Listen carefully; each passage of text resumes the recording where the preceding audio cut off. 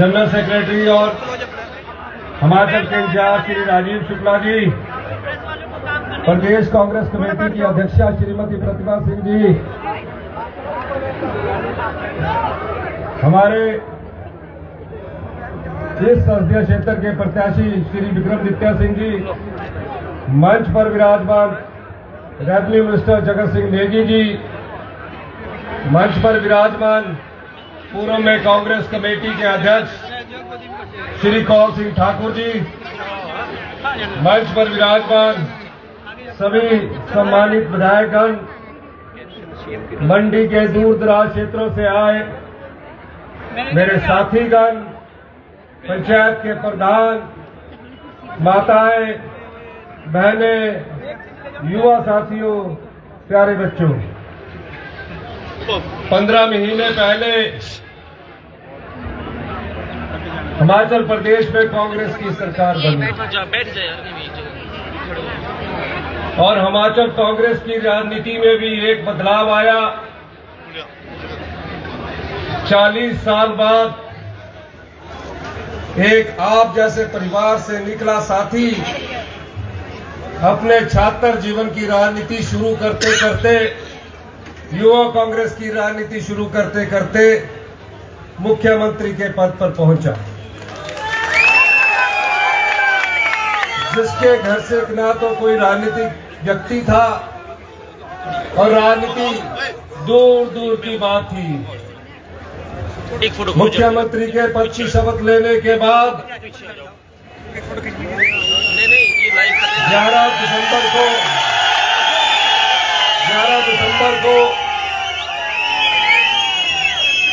दिसंबर को जब मैं रिज पर शपथ ले रहा था तो मेरे मन में शपथ ग्रहण करने के बाद एक ही पीड़ा थी कि हमने आम आदमी की सरकार बननी है, गांव के लोगों की सरकार बनाना है। इस दृष्टि से हमने काम करना शुरू किया और मंडी जिला से जो मुख्यमंत्री जयराम ठाकुर जी बनकर गए, वो 5 साल सोए रहे और प्रदेश का खजाना लूटता रहा, वो आंखें बंद करके सोए रहे। ऐसी हालत प्रदेश के खजाने की कर दी कि हमें सरकार चलाने के लिए जो दिन का खर्चा होता था वो भी कर्जे पर लेना पड़ता था। 75,000 करोड़ रुपए का खर्चा जयराम ठाकुर जी की सरकार ने लिया।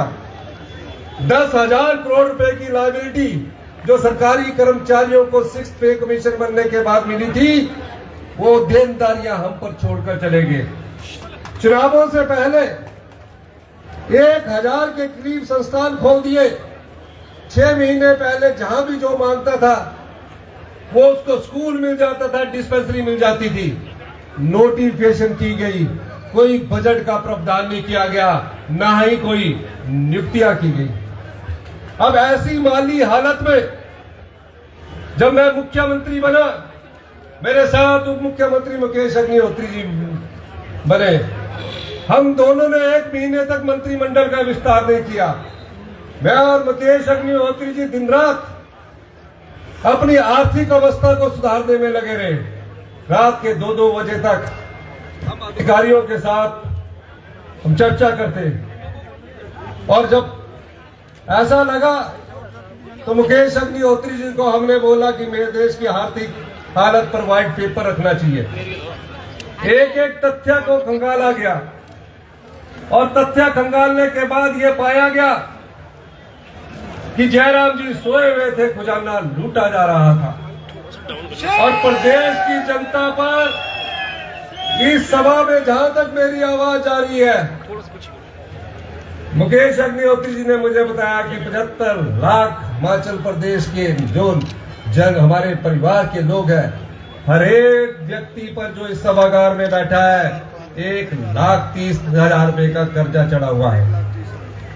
1,30,000 रुपए का कर्जा चढ़ा हुआ है। हमने उस अर्थव्यवस्था को दुरुस्त करना शुरू किया और 1 महीने बाद हमारा मंत्रिमंडल का विस्तार हुआ। मैं आज जनता की अदालत में अपने 15 महीने का कार्यकाल आपके सामने रखना चाहता हूं। उस पर कोई उंगली उठाकर बोल दे तो हम ये कहेंगे कि हमने काम नहीं किया, हमने आप लोगों के लिए काम किया। और जैसे ही पहले मंत्रिमंडल का विस्तार हुआ,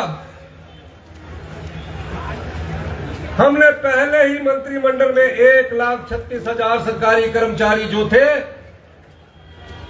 उनको ओल्ड पेंशन स्कीम दी और उनका बुढ़ापा सुरक्षित किया।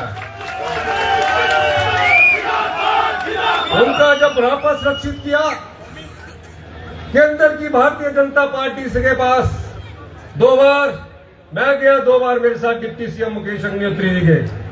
कहा कि आप हमारे सरकारी कर्मचारी और सरकार का जो अंशदान है 9,000 करोड़ रुपए का, वो वापिस लुटाइए। भारतीय जनता पार्टी के नेता कहते रहे हम तो ओल्ड पेंशन स्कीम नहीं दे सके।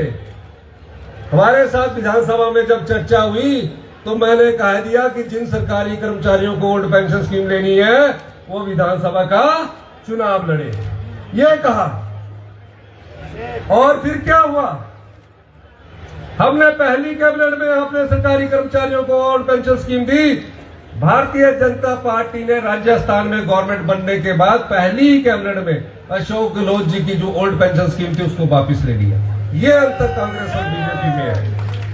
यही नहीं,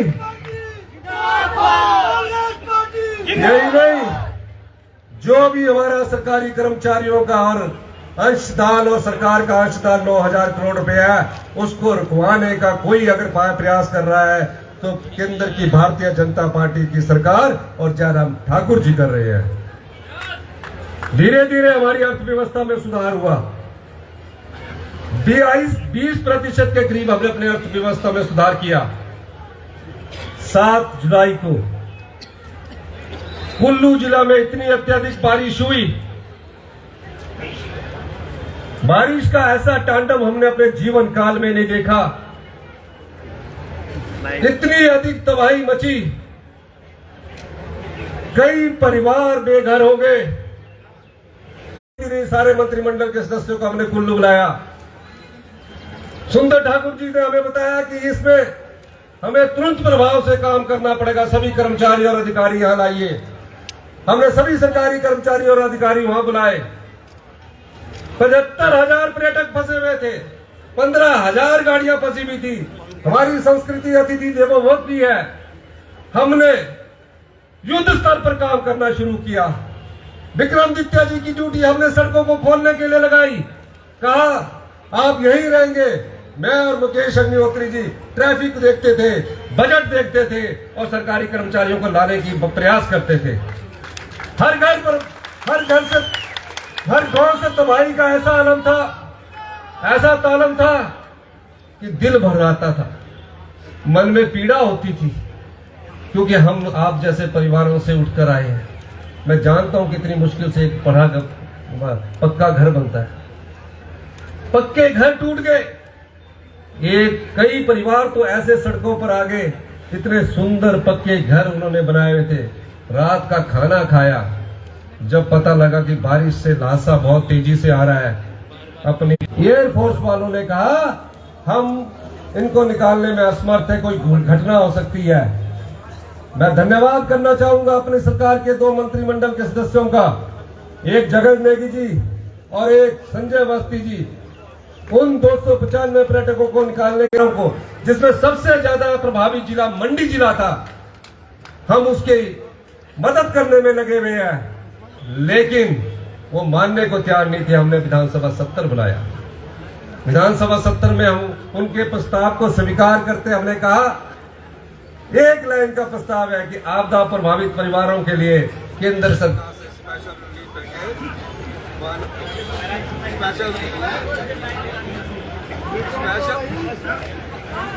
रिलीफ पैकेज दिया जाए।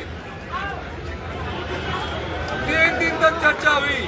3 दिन के बाद चर्चा होने के बाद 3 दिन की चर्चा होने के बाद जब प्रस्ताव के समर्थन में वोट डालने की बारी आई तो भारतीय जनता पार्टी वाले लोग हिमाचल में आई आपदा के साथ लोगों के साथ खड़े नहीं हुए और प्रस्ताव के समर्थन में कोई वोट नहीं डाला। ये भारतीय जनता पार्टी का हाल है।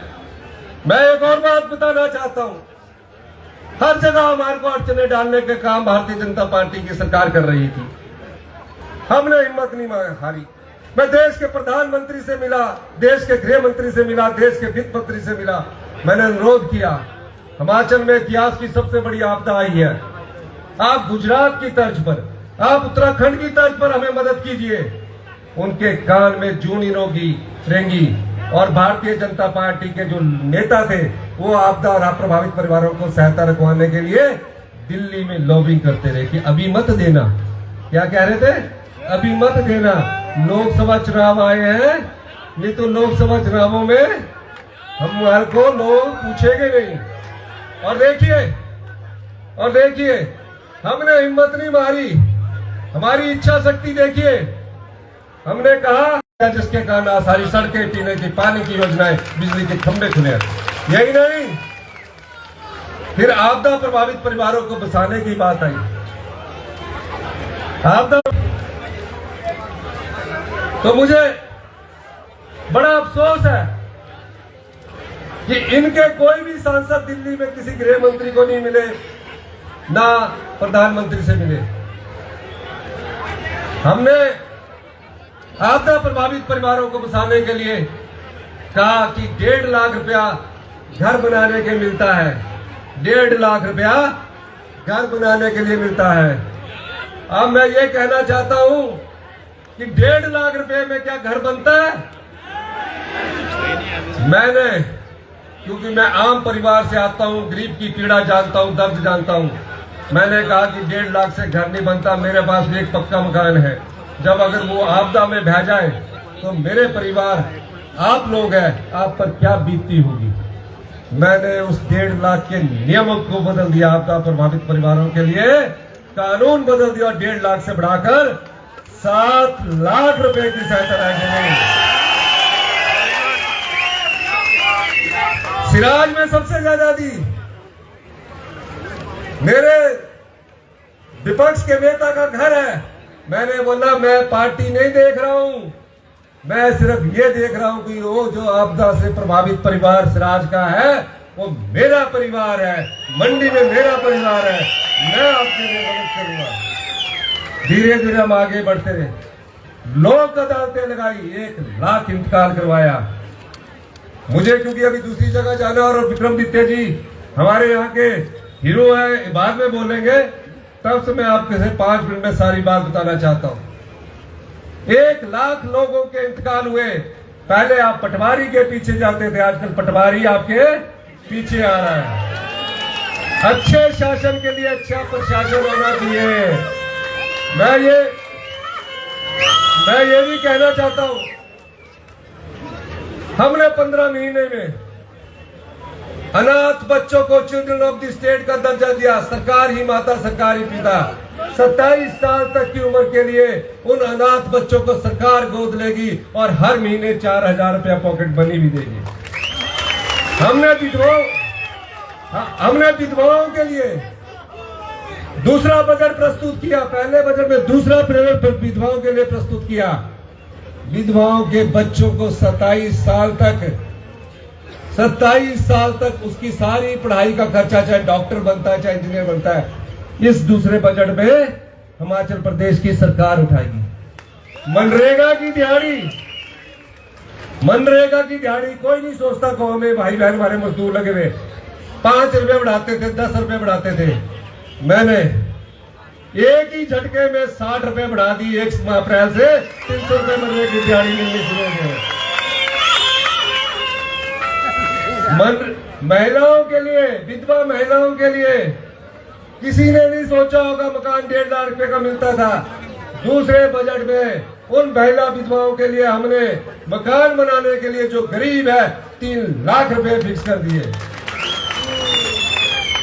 फिर आए मुझे ये सब पैसा 1 साल में मैंने आपका जो जयराम सरकार की सरकार में भ्रष्टाचार के चोर दरवाजे के साथ बहा जाता था उसको पकड़ा और 2200 करोड़ रुपया कमाया। ये मैं उससे बांट रहा था। मैंने देखा, हम किसान हैं, मेरी माता जी गौ खेतों में आज भी काम करती है। अभी बुजुर्ग हो गई है फिर भी बोलती है कि देखो अपने ये देख लो मेरे जीते जी आपकी ये सारी चीजें देख लो। मैंने बोला किसान की आर्थिकी कैसे मजबूत होगी? 90% हिमाचल के लोग गांव में रहते हैं।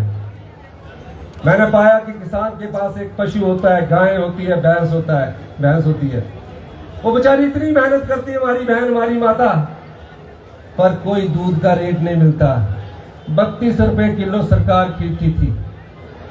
मैंने कहा कि 32 रुपए किलो सरकार ने खरीदी कि उसको बढ़ाकर एक ही झटके में 45 रुपए कर दिया।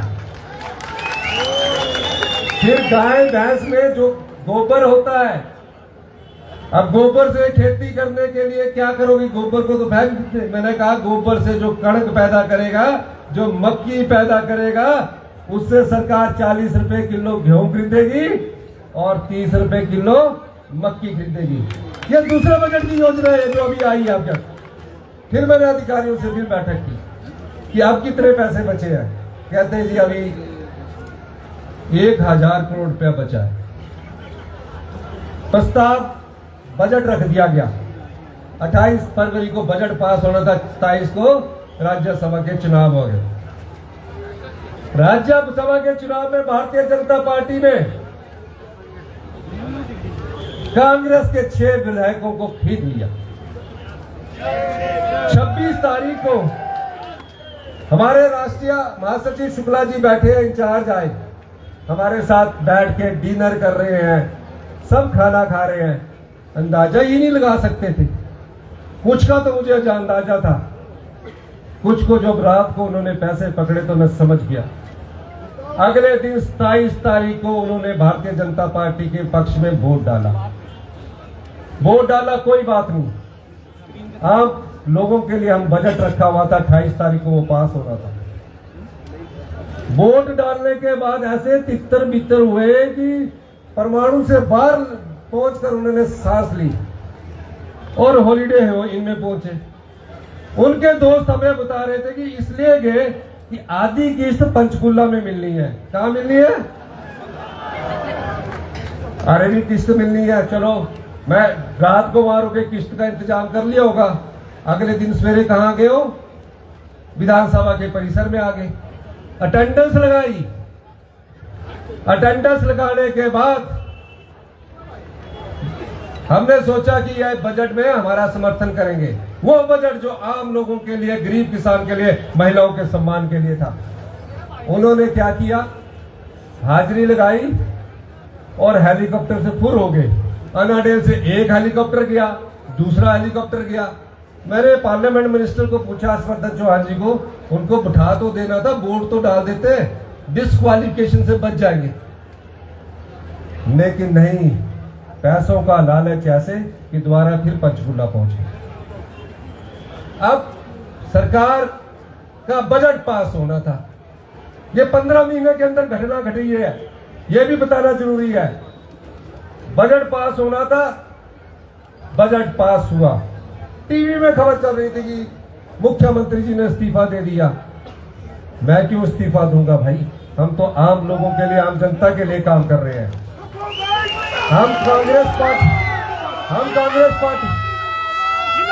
कांग्रेस पार्टी में 40 साल दरिया उठाकर मुख्यमंत्री की कुर्सी पर पहुंचे हैं, खेत में हल बाकर मुख्यमंत्री की कुर्सी में पहुंचे हैं। हम संघर्षशील लोग हैं, हम क्यों इस्तीफा देंगे? और मैं पत्रकार वार्ता में आया और कहा मैं एक योद्धा हूं और युद्ध लड़ना भी जानता हूं और युद्ध जीतना भी जानता हूं।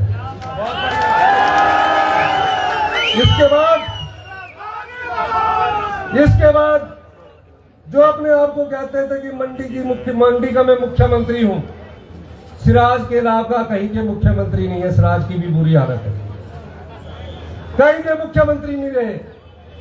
उन्होंने सोचा अब ये सरकार जा रही है और विधानसभा के अंदर क्या बोला, अब इनको तो भगवान भी नहीं बचा सकता। और मैं ये कहना चाहता हूं, इस बजट में हमने आम लोगों के लिए योजनाएं लाई थी।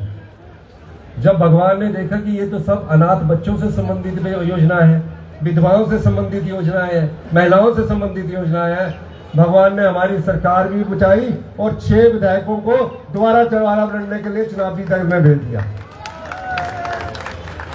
और ये बिके हुए विधायक है, बिके हुए विधायक है।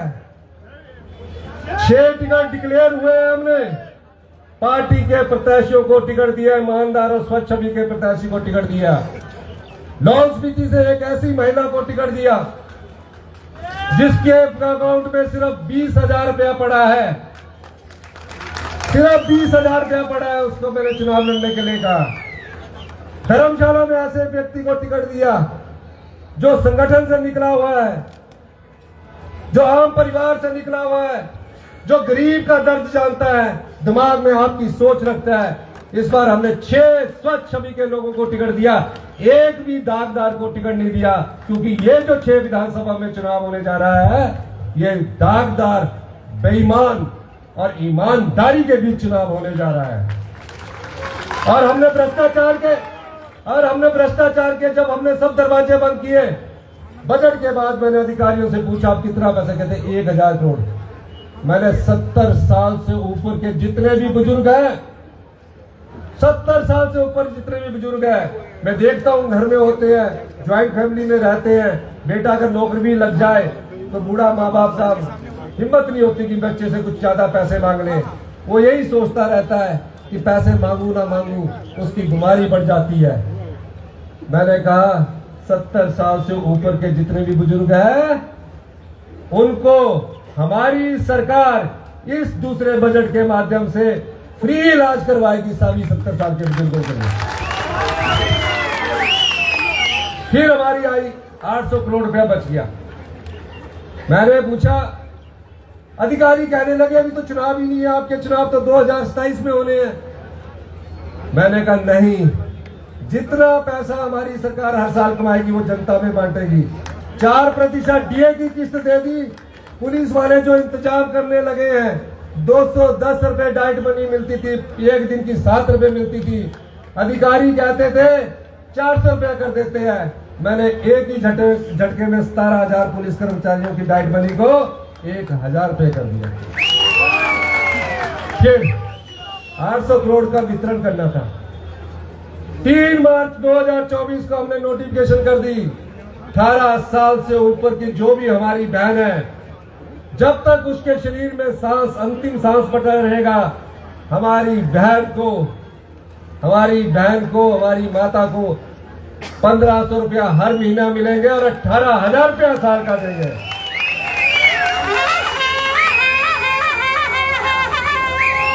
अब उस योजना को भी रुकवाने जयराम जी जा रहे हैं। अब जयराम जी क्या महिलाओं के अधिकार को रुकवाने जा रहे हैं, तो क्या आप उसका साथ देंगे? जोर से बोलो। फिर जयराम ठाकुर जी ने डायरेक्शन करना शुरू कर दिया। 2022 में उन्होंने एक फिल्म डायरेक्ट की, रिवाज बदलेंगे। क्या था? जनता ने उनको बदल दिया। चुनावों से पहले उन्होंने क्या कहा? रिवाज, और जनता ने उनको।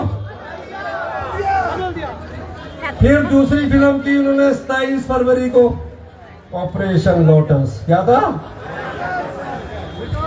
भगवान ने वो जो शिलास लाया कोर्ट 29 तारीख को सवेरे 7 बजे गवर्नर के पास जाकर शपथ की तैयारी कर रहे थे, वो बेचारा उस दर्जी के पास ही रह गया।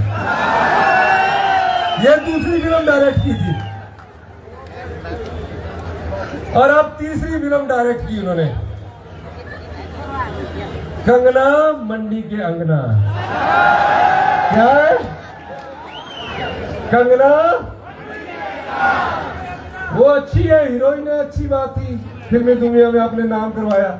जब देखा कि जयराम ठाकुर जी को पता लग गया कि राजीव शुक्ला जी ने एक ऐसी रणनीति बनाई है कि विक्रमादित्य जी चुनाव लड़ सकते हैं, तो वो चुपके चुपके पतली गली खिसकने लगे। क्या लगे? किया ही कुछ नहीं, 5 साल मुख्यमंत्री ने किया ही कुछ नहीं, तो खिसकने का ही था। उन्होंने सोचा अब कैसे काम करूं, तो उन्होंने बेचारी कंगना वहां बॉम्बे में एसी कमरे में बैठकर ठंडा अनुभव कर रही थी। कहा आप 1 महीने शूटिंग की डेट दे दो। क्या कहा? 1 महीने शूटिंग की डेट दे दो। डेट फिक्स होगी। डायरेक्टर साहब ने लोकेशन सेट कर दी। डायरेक्टर कौन? डायरेक्टर कौन? अब डायरेक्टर साहब ने जब वो लोकेशन फिट कर दी, कहानी भी लिख दी, जिस तरह 2022 की रिवाज बदलों की कहानी लिखी ना ऑपरेशन, और इसकी भी कहानी लिख दी। कंगना मंडरी के अंगना की कहानी लिख दी। स्क्रिप्ट तैयार हो गया, हर जगह लोकेशन तैयार की। आज पांगी में ये ड्रेस पहन के जाना है, आज की दौर में ये ड्रेस पहन के जाना है। आपने फिल्मी दुनिया में बहुत संघर्ष किया है, आप अच्छी हीरोइन है, लेकिन जितनी अच्छी हीरोइन हो, अगर अच्छी फिल्म बनानी हो तो अच्छे डायरेक्टर की जरूरत होती है कि नहीं है? तो मैं ये कहना चाहता हूं कि फ्लॉप डायरेक्टर जो फिल्म बना रहा है वो फ्लॉप होगी कि नहीं होगी?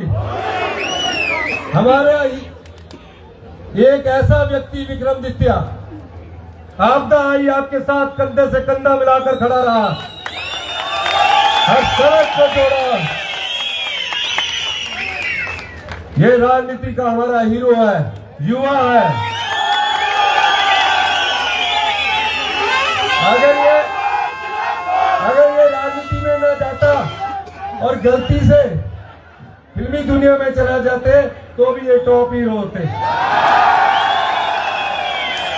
तो ऐसा व्यक्ति जो आपकी सेवा में लगा रहता है, इसके पक्ष में वोट डालोगे कि नहीं डालोगे? जोर से बोलिए, सीटियां बताइए।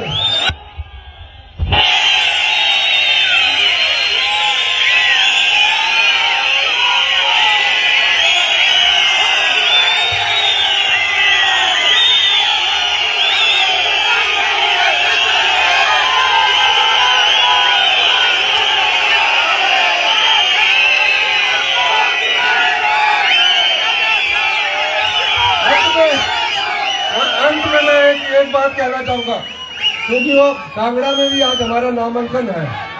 मैं एक बात करना चाहूंगा, ये लड़ाई हिमाचल प्रदेश के सरकार की नहीं है।